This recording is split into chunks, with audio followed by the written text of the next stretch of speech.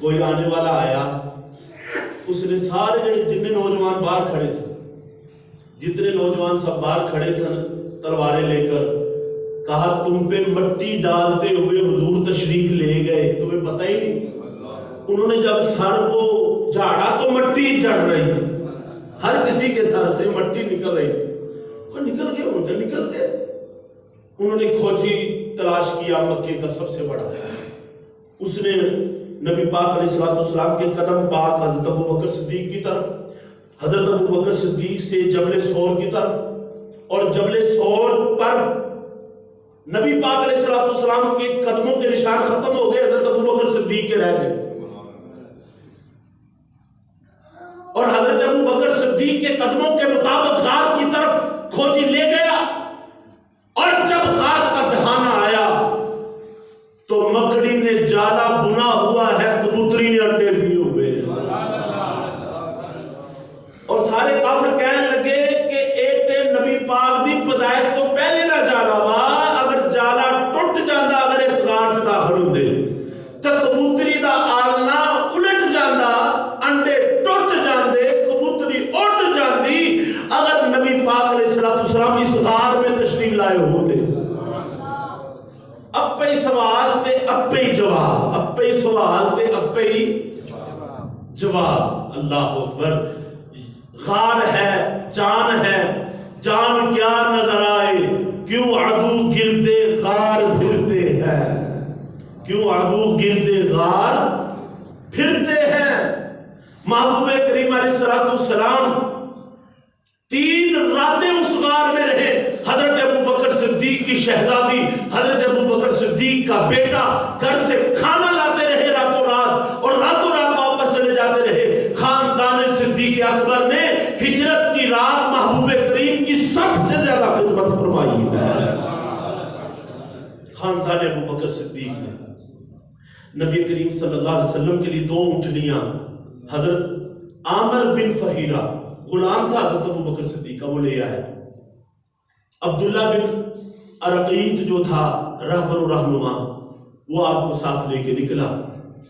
بخاری شریف کی حدیث کا مفہوم ہے حضرت سراقہ بن مالک ابھی ایمان نہیں لائے تھے، کیونکہ مکے میں اعلان کر دیا کہ نبی آخر الزمان حضرت محمد مصطفیٰ مل نہیں رہے، جو ان کو گرفتار کرے یا قتل کر کے لائے انہیں اور ابوبکر صدیق کو، اس کو 100 اونٹ انعام دیا جائے گا اور اسے مال و زر بھی دیا جائے گا۔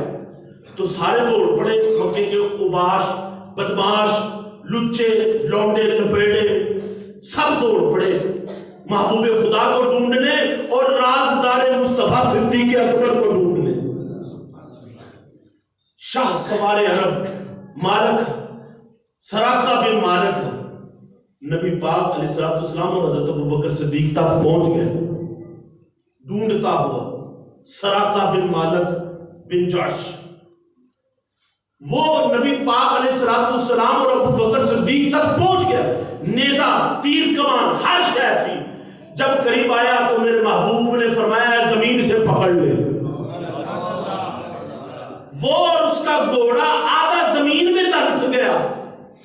وہ کہنے لگا منو معاف کر دیو، اللہ والے منو اللہ منو معاف کر دیو، امان دے دیو۔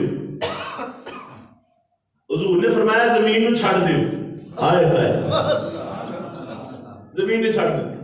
وہ پھر نیت پیڑی ہوئی، انہیں کیا لگتا ہے ایک ریتلی زمین سی تے تاپ کھبیا، انہیں پھر جناب دوبارہ موڑیا پوڑا۔ نبی پاک علیہ السلام کی طرف پوری نیت سے بڑھا، میرے محبوب نے زمین کو فرمایا پکڑ لے اس کو۔ 3 مرتبہ زمین میں دھنسا، کہنے لگا اللہ او منو معاف کر دیو، اللہ والے منو معاف کر دیو، میں میری توبہ، اللہ والے منو معاف کر دیو، حضور میں نے معاف فرما دیو۔ نبی پاک علیہ السلام نے فرمایا سراقہ بن مالک وہ دن کیسا ہوگا جب کسرا بادشاہ کسرا کے سونے کے کنگن مدینہ شریف میں تیرے ہاتھوں میں پہنائے جائیں گے۔ بادشاہ کسرا کے سونے کے کنگن سراقہ بن مالک کو پہنائے جائیں گے۔ وہ دن کیسا ہوگا؟ حضرت سراقہ بن مالک نے عرض کی یا رسول اللہ ایک امن کی تحریر لکھ دیں. پھر آپ نے حضرت عامر بن فہیرہ جو غلام تھا حضرت ابوبکر صدیق کا، فرمایا انہوں امن کی تحریر چمڑے تے لکھ دیو. امن کی تحریر لکھ دی.